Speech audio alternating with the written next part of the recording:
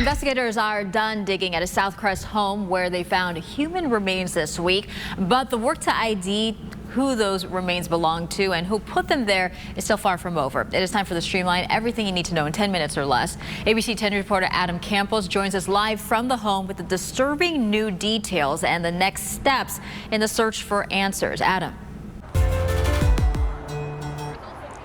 Hey, good morning, Mel. We are right here outside of the home, and now that investigators have cleared the area, it seems that they are done digging around the home, but they're still working to learn whose remains they found and how long they've actually been here at the home. Now, we are learning new details about the person of interest, Dwight Roan's time here at the home. ABC 10 News spoke with the current property owner, and he says he evicted Dwight Roan and paid him $2,500 to leave in July of 2023.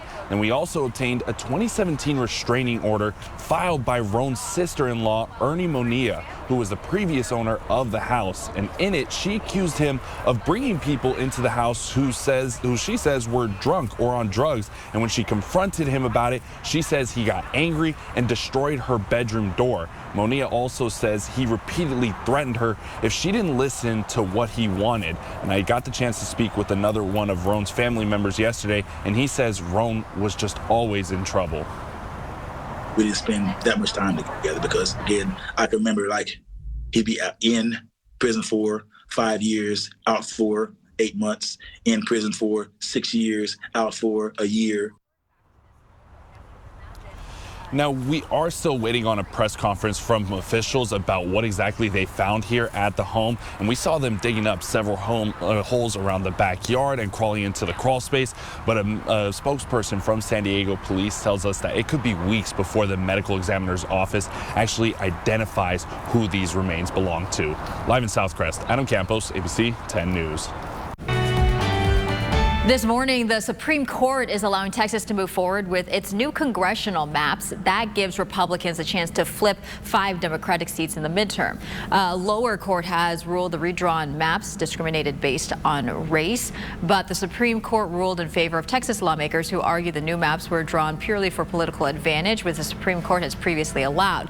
Now, critics argue this Supreme Court decision has the appearance of partisanship. Over the last year, the Supreme Court has repeatedly issued emergency orders that have set aside existing law and the careful work of district courts when asked to do so by the Republican Party.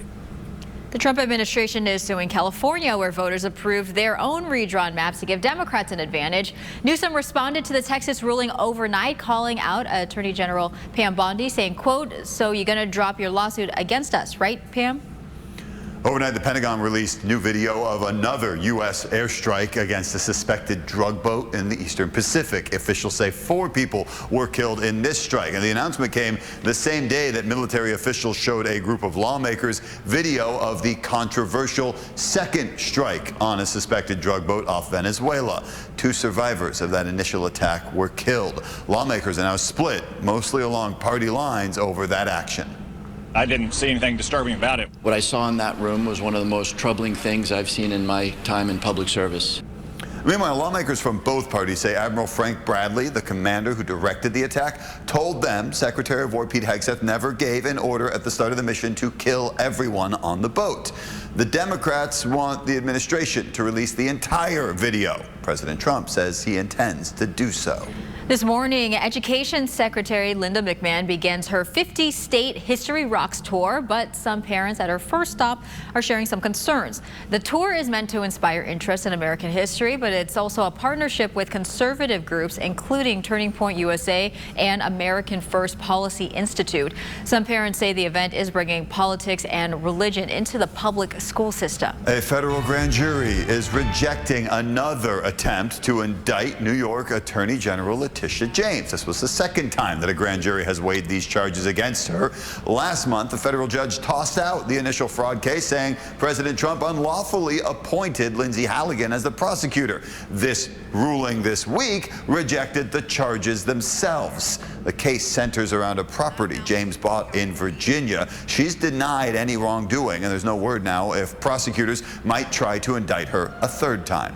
A California lobbyist and a former state aide are pleading guilty to conspiracy to commit wire fraud and defraud the U.S. government. Greg Campbell was in court Thursday. Federal prosecutors say he helped former state aides Dana Williamson and Sean McCluskey take $225,000 in campaign funds. Williamson was a top aide for Governor Newsom. McCluskey worked under former U.S. Health and Human Services Secretary Javier Becerra. According to court documents, the money was taken from an inactive campaign account for Becerra and then added to McCluskey's personal account. Campbell accepted a plea deal. He faces up to 10 years in prison. I have a customer here that some other customers were suspicious of, that he looks like the CEO shooter from New York. Now you're hearing the newly released 911 call that led to the arrest of Luigi Mangione. He's accused of killing United Healthcare CEO Brian Thompson 1 year ago in an assassination-style shooting. Along with that call, more evidence came out in court on Thursday, including a video of the moment prosecutors say Mangione shot Thompson. Prosecutors also showed pictures of items they found on Mangione and inside his backpack, including more than $7,000 cash and a fake New Jersey driver's license. Mangione's defense is fighting to toss out the evidence from that search, arguing that police searched his backpack without a warrant and ignored his rights. A ruling on what evidence will be allowed at trial likely won't come until next week. If you're in the market to buy a car, experts say this is the month to do it. Here are a few ways you can make sure you're getting the best deal. You can see 4 rows of vehicles just right here. There's so many things to look at. If you just get a good shot of the selection. Carl Albright, the general manager of National City Auto Center, says right now car shoppers have the upper hand. There's a lot of specials going on. We've got banks fighting for their financing because everyone wants to close out the year strong. Dealers want to close out all their incentives and get everything done because whatever you don't use by the end of the year, it's a new budget next year. But in order to get the best price, shoppers need to be prepared even before they get to the dealership lot. First, know what type of car you're looking for. Do your research on the price and know what budget you want to stay in. Shoppers should also look at their loan options. Check to see if you pre-qualify for an auto loan so you can compare that to the rate you're given at the dealership. When looking at the average cost for a car, according to data from the Kelley Blue Book, the average new car sold for just under $50,000 in October, which has moved more shoppers towards the used car lots, where the average used car listing sat at just under $26,000. Carl says his sales reflect this, as more customers are stopping by to look at their used car inventory. 75% of my inventory is less than $20,000. That's what everyone's looking for. So we buy what we sell what we buy. Carl says shoppers should ask for deals, as most places offer different types of discounts for customers who are military or first responders. If you don't ask, they're not going to give it to you. I mean, if you don't walk up and say something, you'll never get the answer. But he says be careful when approving credit checks. Make sure you aren't allowing too many in a short period of time. The first time you run your credit for the next 14 days, it's going to count as one credit hit as far as your score, and it's only a few points. It will show every bank that's seen your credit. Just be smart about it. So don't shop, give out your credit when you're not ready to buy. When you're ready to buy, sit down with the people and let them help you out. Marie Cornell, ABC 10 News. Well, thousands of people across Nevada and California woke up to a shocking alert Thursday morning, warning of a 5.9 magnitude earthquake that never happened. The supposed quake centered in Dayton, Nevada. It's about 40 miles south of Reno, but warnings spread all the way to the San Francisco Bay, and the U.S. Geological Survey quickly deleted the warning from its website, saying, quote, the event did not occur, adding that it was now looking into why the warning was issued. As confusion spread, some fake images of destruction began circulating on social media, many of them tongue-in-cheek, but officials stressed that human error was not the cause of this false alarm. Got to be a startling way to start your day, though. That's your ABC 10 News Streamline. Everything you need to know today in under 10 minutes.